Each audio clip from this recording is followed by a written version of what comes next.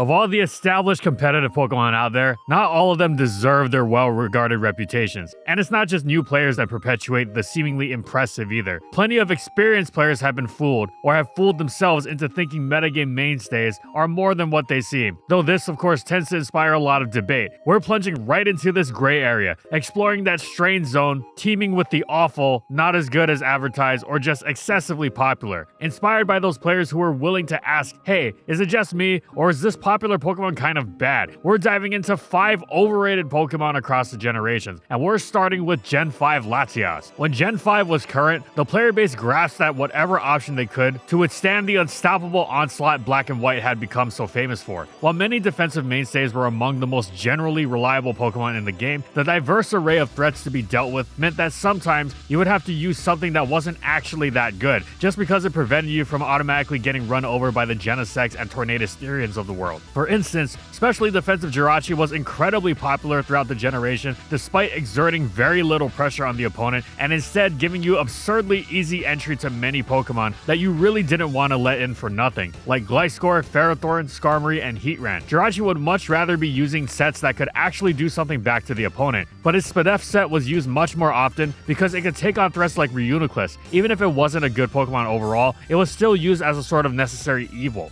Such grudging compromises could be found in move choices, entire movesets, or entire Pokemon, and Latias exemplified this perfectly. It wasn't good, but it pretended to be, and many brought into it its pretense. The reason it wasn't good was because it so utterly spectacularly failed at following through on its promises. It claimed to be an answer to some of Black and White 2's loftiest threats, Sun, Rain, and Fighters, most notably, but what Latias did most dependably was get bowled over by the Pokemon it was ostensibly a good switch into. See its matchup against Rotom Wash, as it resisted both stabs, didn't have its damage output weakened by burn, and could heal off with recover, but anyone using Latias as a Rotom Wash switch-in would find themselves quickly overwhelmed by Stealth Rock, burn, and sand damage, and you didn't even have to get into how Volt Switch further complicated matters to see that you couldn't reliably heal all that residual damage off even if you were holding leftovers, which Latias usually wasn't. Instead, it was going in the opposite direction with the recoil of its own life orb. This was in the event that Rotom wasn't paired with a Tyranitar that effortlessly pursuit-trapped Latias, completely unthreatened by its attacks as it was. Rotom may have been a pain to switch into, but using Latias to answer it, as so many did, was pretty much throwing your Latias away. Yet so many did just that, and the problems with Rotom extended to everything else Latias was supposed to check. It ceased to check Keldeo or Landorus Incarnate as soon as they were paired with Tyranitar. However, even without the Tar problem, these two monsters threatened Latias quite a bit. So did the T-Tar lacking Sun and Rain teams that Latias was supposed to be good against, like Rain's Thunderous Therian was one Thunder Paralysis from ruining it, while Sun's Volcarona didn't just destroy it, but could even use it as setup fodder. This issue was compounded by the fact that Latias' attacks were so decidedly unthreatening in return, but that was the flip side of Latias' appeal.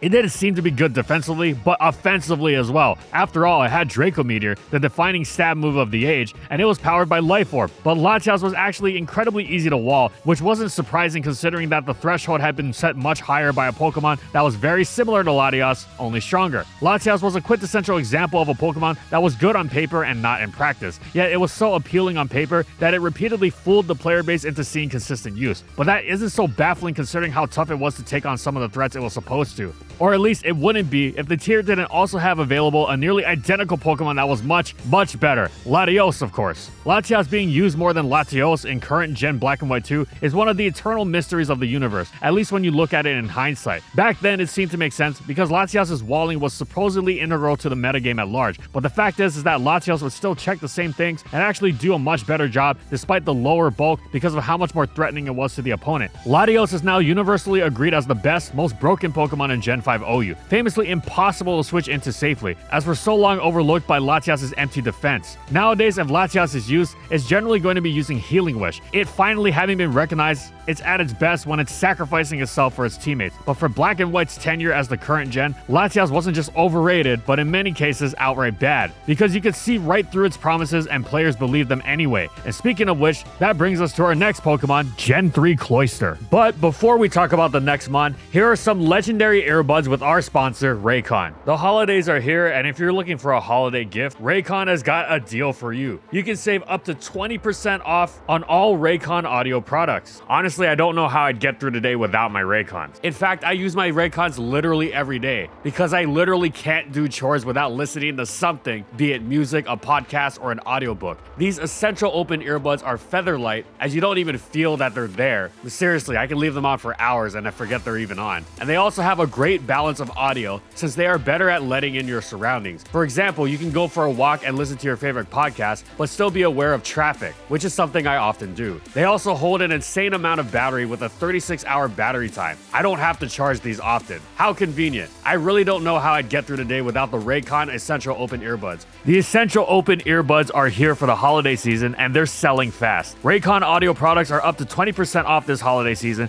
so just click the link in the description below or go to buyraycon.com/FSGOpen to save on Raycon audio products site-wide. Order by December 15th for guaranteed delivery by Christmas because great gifts shouldn't show up late.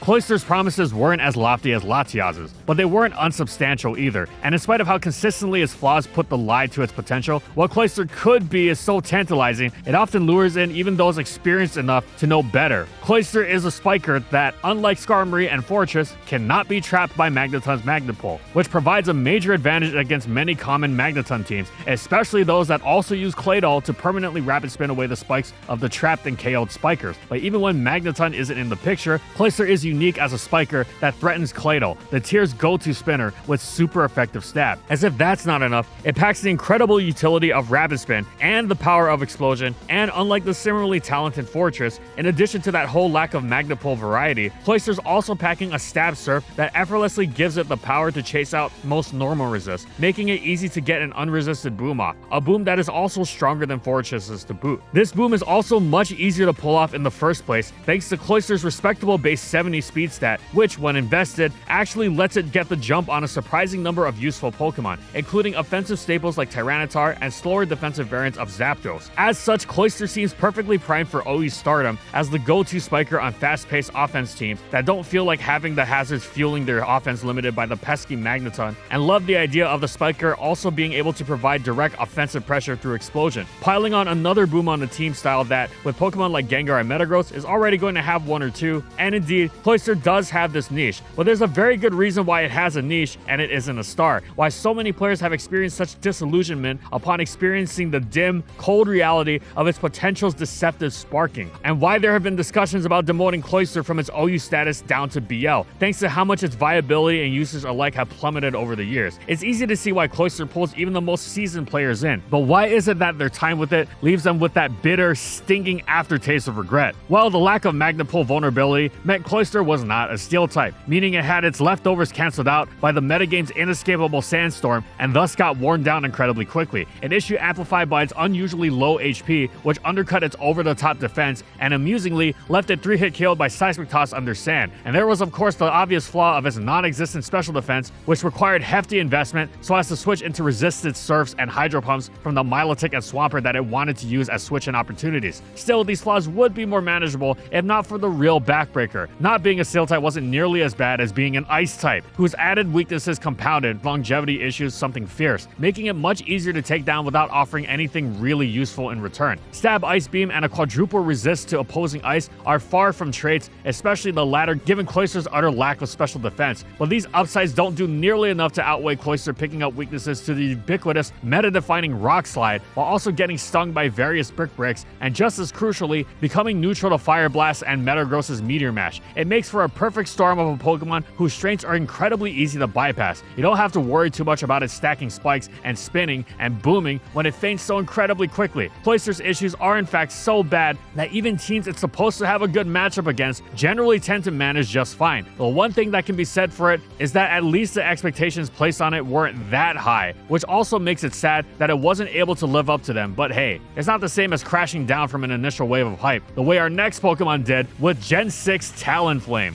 Smogon Bird overrated? Yes, Smogon Bird, and not just because it represents Smogon. Yes, it has a crippling quadruple Stealth Rock weakness, but just how you'd put in the effort to make it work for Volcarona, you'd accept it as the cost of doing business with Talonflame, which seemed to scale similar peaks to Volcarona, and besides, in the age of the newly buffed Defog, keeping Stealth Rock off the field would be easier than ever. So it was said for Talonflame at the beginning of its tenure, or perhaps more accurately, reign over singles in Gen 6. However, it would abuse its Gale Wings with powerful, offensively minded Brave Birds, or bulked out boosting or stall breaking sets that could afford to dump all their EVs in bulk thanks to Priority Roost, as it was seen as one of the best, most popular Pokemon in the tier. So good that it was worth taking even the occasional heavy Stealth Rock hit. The immediate threats of Choice Banded or Swords Dance Brave Birds, the unbreakability of the Taunt Will-O-Wisp variants, Talonflame was able to fit and excel on many different types of teams. Being able to check so many opposing threats while posing such a threat was excellent as well. Being able to switch into and save off Mega Charizard Y, Volcarona, and Superior, and using Brave Bird to dust Keldeo and Mega Medicham, these aren't traits to be taken lightly, especially in tandem. Talonflame was even a part of one of Molras's most defining team styles, the so-called Bird Spam offenses, which pushed the classic XY era pairing of it and Mega Pinsir to terrifying heights. So yes, it was worth the heavier than usual Stealth Rock weakness, or so it seemed. However, the initial concept of Defog being this behemoth anti-Stealth Rock game changer that suddenly made it acceptable to pile on severe rock weaknesses turned out to be more than a little optimistic, and it wasn't too long before Talonflame teams were being taken for a ride by those who recognized the fallibility of the Defog users, and in the process reminding the world that being that weak to Stealth Rock is that bad, actually. Some Talonflame were hit to this and tried to circumvent this by using old school Rapid Spin as their hazard removal, sometimes even upping the ante with hazard prevention from Mega Sableye or Deontay's Magic Bounce ability, but both strategies weren't as reliable as they needed to be. Yes, Volcarona, Mega Charizard Y, and even Mega Evolved Pinsir were also hindered by severe Rocks weaknesses, but these are all game-breaking Pokemon with ridiculous automatic KO level explosive power, and in the case of Volcarona and Mega Pinsir, boosting moves that threaten to end the game on the spot. This brings us to the second issue outside of Stealth Rock. Talonflame's got the boosting moves, but it doesn't have the attack stat to go with it. Gale Wings was all the rage to the extent that everyone overlooked its base 81 attack for a while, which is fairly easy to do when Brave Bird is a move of such high base power, but eventually, that low attack stat does reveal its true nature, which is that it would be middling by Gen 3 UU standards, let alone Gen 6 OU. Talonflame was lower base attack than a Moongus, and it doesn't have the bulk to go with it. Somewhat redundantly, Talonflame's one great stat is speed, and while it does get mileage out of a speedy non-Gale Wings moves like the Choice Bander's Flare Blitz, no other stat is really even decent. Gale Wings Brave Bird will carry you far, yes, but only so far before other traits need to step up, which is why Talonflame often wound up so underwhelming even when it wasn't besieged by rocks. It struggled to scratch many targets offensively. We haven't even gotten into how it was walled or otherwise answered by many of the most prominent Pokemon in OU, like Heatran, Tyranitar, and Rotom Wash, and it was hardly defensively impenetrable either. Not the kind of Pokemon you want to really go out of your way to provide team support for, at least not consistently. Talonflame remained OU, but it was decidedly more niche than its reputation would suggest. Its status as Smogon Bird should have been usurped by the bird that actually came to dominate OU, Tornadus Therian. And that brings us to our next Pokemon, which is another fire-flying bird with Gen 2 Ho-Oh. But this one doesn't have the excuse of having to deal with Stealth Rock. We're going to Ubers for this one, where Ho-Oh is an interesting case. Ho-Oh is commonly discussed alongside Celebi as among the worst of Gen 2's 5 Ubers, and as potentially worthy of being dropped into OU, as the two are clearly not better or more broken than Snorlax. This isn't what makes Ho-Oh overrated though. It's the fact that when you play Gen 2 Ubers, yes, your eye first goes to the big guns, Mewtwo, Mew, and Lugia, but you also look at Ho-Oh, and it has a lot going for it that it can't quite live up to. Surely it's gotta be better than Celebi at least though, right? Celebi actually used to be OU in Gen 2 in fact. With the maxed out EV system in place, Ho-Oh is operating at the full potential of its colossal bulk. Without luck involved, it would easily recover stall Zapdos' thunders, while it's hardly shabby on the physical side either. To take an extreme example, it takes only 67 to 79% from a champ's unboosted Rock Slide.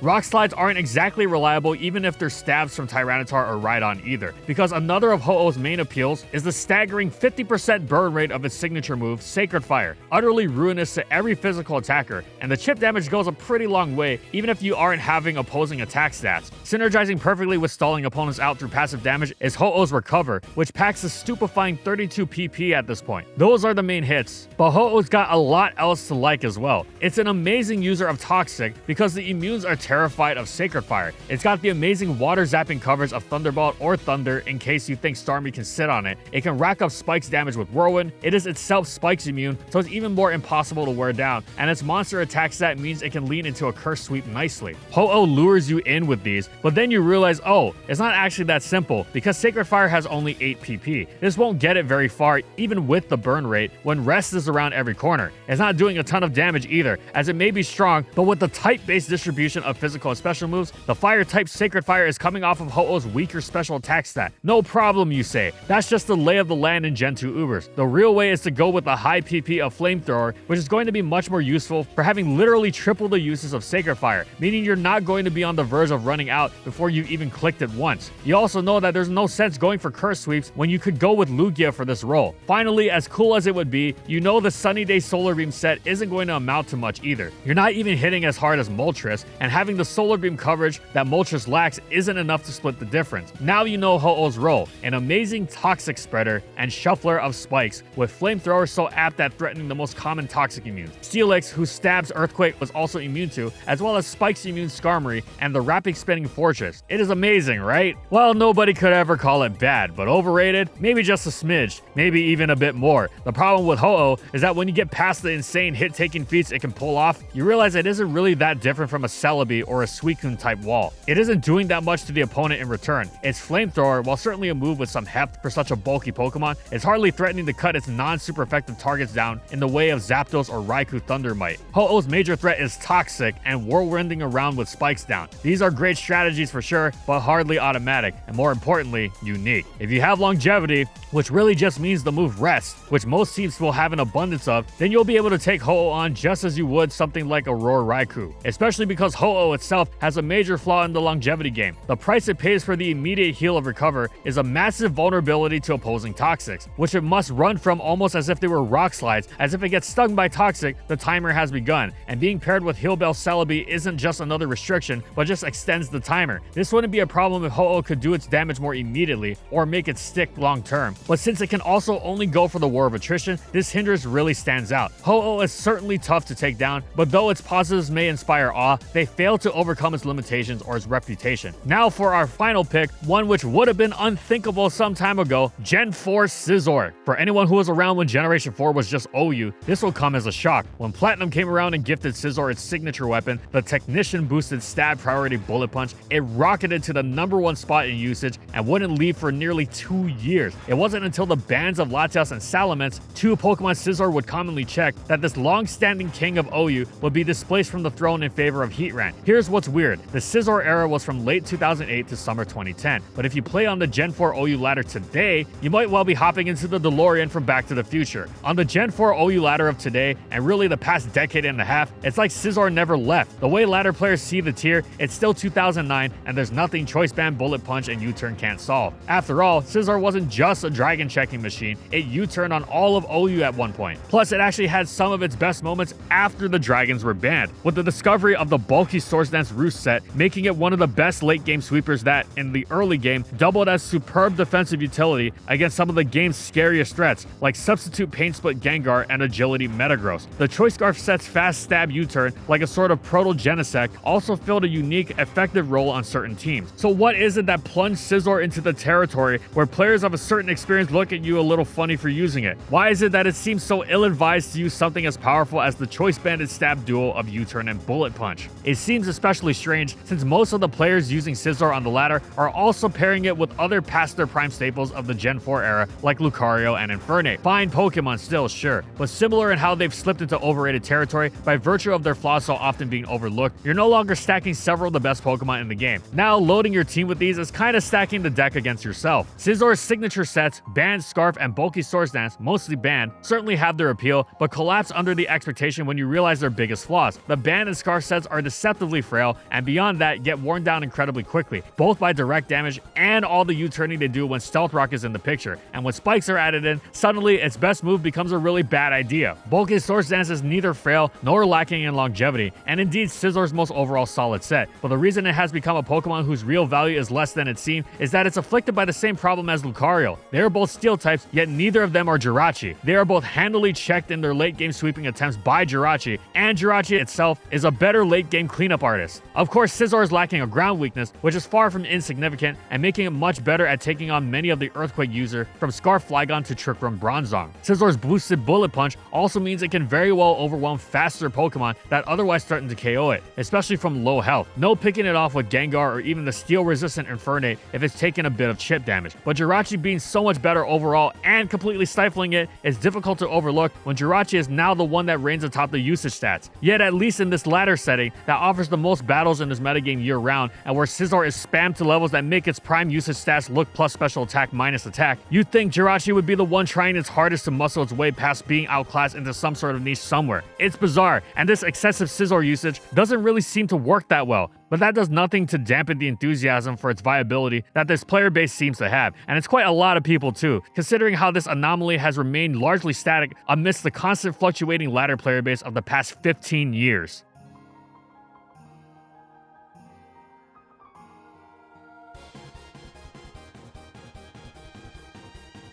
And thank you so much to our Platinum patrons. Thank you to Amphozenus, Alex Sable, Anthony Belval Renault, Daniel Isbeast, Corman, Eric Dissing, Funky, Glitcherton, Howl, Jack G, King Yabber, Nightfall, Megaman VGC, Mojo Gameslayer, Nurse Jake, One Penguin to Rule, Pretzel SP, Seagulls Incorporated, Sojiro Sakura, Spavoon, Gylaria, Soras and Croxon, Shiwei Miji, Stoneface Colin, Kiboflu, Wardine, Zathor for their major support of our videos.